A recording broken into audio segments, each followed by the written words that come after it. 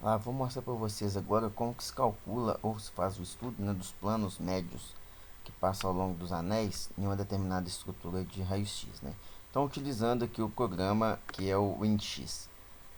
Você então abre sua molécula, você então vai fazer uma análise aqui de quais seriam os planos que você quer calcular, aqui especificamente nessa molécula aqui.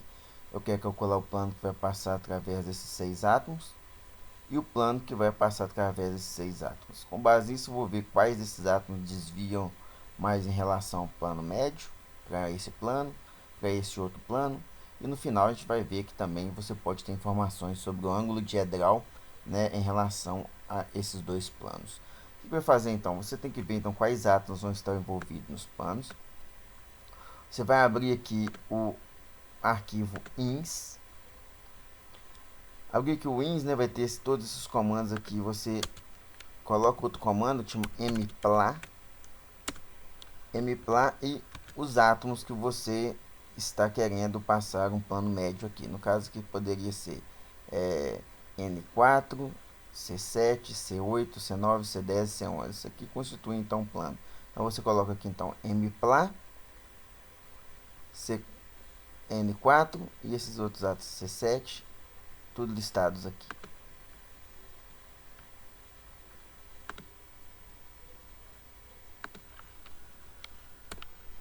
Então aqui, gente, eu digitei, né, todos os átomos, né, que compõem o plano. Então, um dos planos seria esse aqui, né, contendo esses 6 átomos, e o outro plano seria esse aqui. Coloquei mpla e o nome dos átomos. Eu vou salvar isso aqui e pôr para refinar. Salva, refina, rodei o refinamento, né, para esses planos aqui. Passei os planos aqui, agora eu vou ver os valores, né, salvo com isso. Para ver os valores, eu vou abrir esse comando aqui, open, file, open,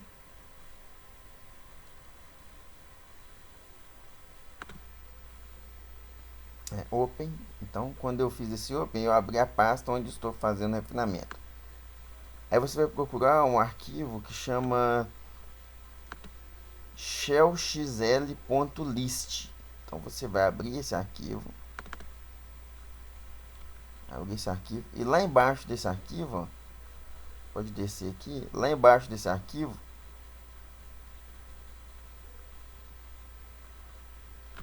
aqui ó, você vai ver o plano médio que passa por esses átomos aqui, ó, por aqueles átomos que eu coloquei lá. Vendo aquele primeiro plano que vai do N4, C7, C8, C9, C10, C11. Aqui você tem algumas informações estatísticas, né, que o desvio RMS, né, que é de apenas 0,0136, né, que é o root mean square deviation para todos os átomos. Aqui vocês conseguem ver qual o átomo que vai desviar mais em relação ao plano médio. Como vocês estão vendo aqui, é o que vai apresentar o maior valor, que seria esse aqui. Então, dentre aqueles 6 átomos aqui, o C10 é o que desvia um pouco mais. Aqui tem o valor de quanto ele desvia, que é 0,0137 angstroms, né, que é o desvio em relação ao plano médio. Então, essas aqui são as informações e o desvio para cada um dos átomos em relação ao plano médio que passa sobre esses átomos.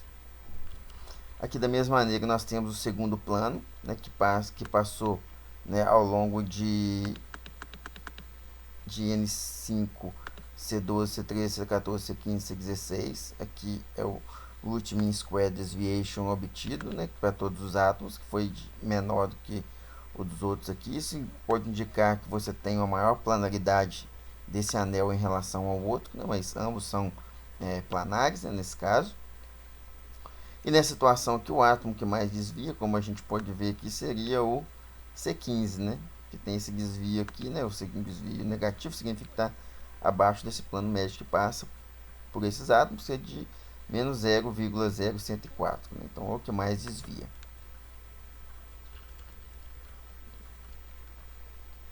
Então, é isso aí, gente. São informações que vocês podem tirar, né, em relação a esses planos que passam, né, gerados aí por esse programa e quais seriam os desvios, né, obtidos aí.